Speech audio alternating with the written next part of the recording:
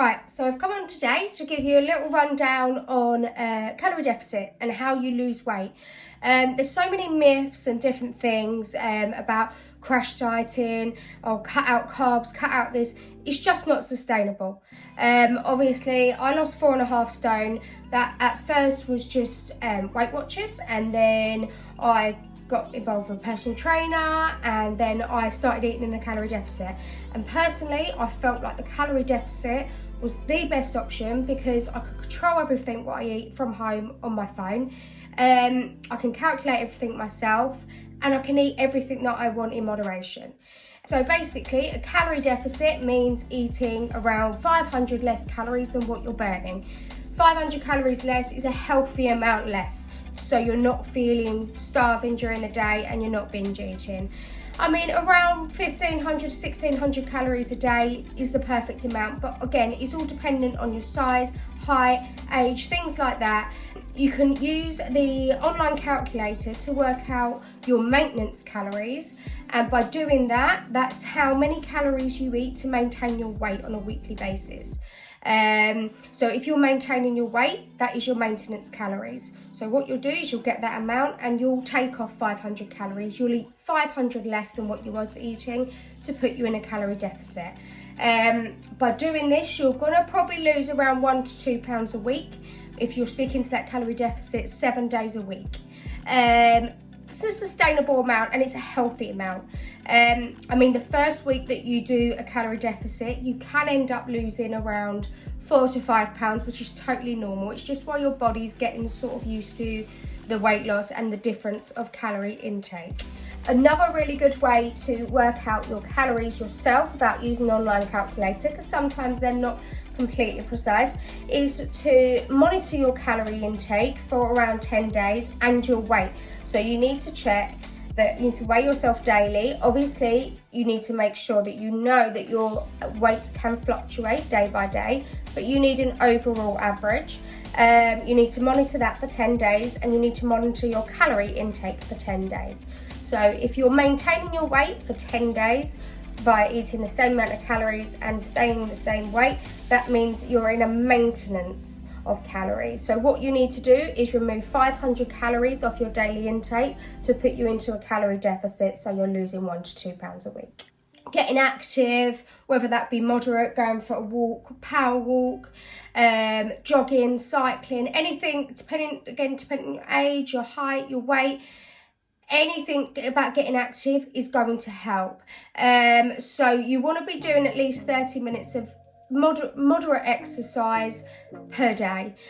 With that, obviously, you're then burning more calories, so you're putting yourself even more into a calorie deficit. But obviously, you need to bear in mind, if you start doing intense training like circuits, running like a lot, anything more intense, then you may need to look at your calorie intake, because you may not be eating enough calories for the amount that you're burning, and your body will, if you're not consuming enough, your body will not lose weight, it will just plateau. So next we'll go on to how you can achieve your calorie deficit 7 days a week, no binge eating at weekends.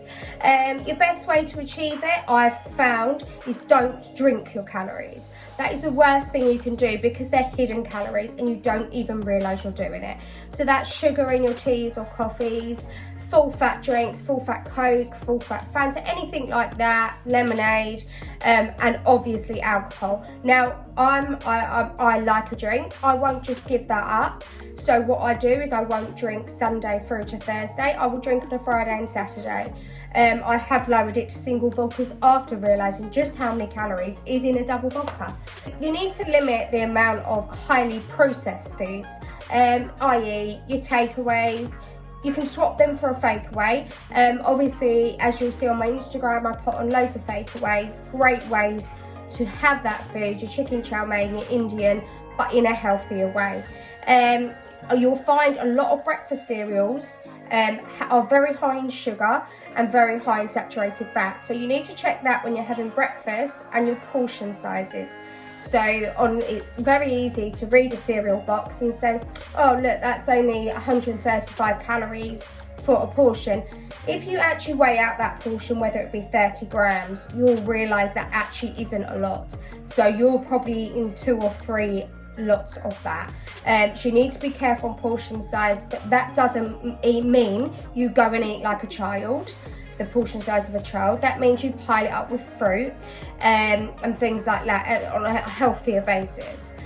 So check, you need to start looking at your takeaways, they need to stop. Obviously, every once in a while, you need to have a treat, otherwise you end up binging. And breakfast cereals are an obvious one. Any highly processed foods, fats, anything like that, you need to keep your down low, but you do still need some sort of good fats in your diet. Always good and always better to have home cooked meals. By doing that, you can monitor exactly how many calories you're consuming. And obviously a big thing for me is batch cooking. Now, I posted about batch cooking not long ago. It's a great thing to do because after being at work all day, pick the kids up, you're tired, you don't want to come home and cook a meal. So it's great at the weekend, or if you've got a day off, to batch cook a couple of meals, put them in the freezer, and then that morning get them out, and you've not got to worry about anything. You don't sit on that sofa and think, oh, I can't be bothered to cook and order a takeaway. Weight loss, calorie deficit is all about consistency and organisation with your meals. You have to organise your meals to prevent you binging on something you shouldn't. So the sort of food you need to be eating is obviously always go for your lower fat option things, so your skim milk, lean protein, so your lean meats. Always try and go for the lean ones with less fat in them. Fruits and veg, obviously. Always try and pile up your portions. I'm a big portion eater, so always try and pile up your portions with your fruit and vegetable, whether the fruits for breakfast and then vegetables or salad, anything like that to go with your dinner to make it a fuller portion. Calorie deficit doesn't just mean eat fruit and vegetables all the time, because you'll just get bored, you'll be hungry all the time, and you'll end up binging to fill yourself up and to give you that feeling that you've had something scrummy. So your best bet is to stay consistent, eat the foods you love in moderation, and organise your meals on a weekly basis, so you've got the food in the fridge or you've batch cooked the meals, so you have no excuse.